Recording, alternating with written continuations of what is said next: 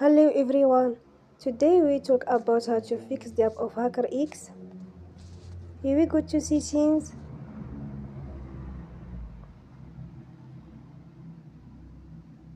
Then we click on apps. After that we search the app HackerX and we click. Then we will on for stop.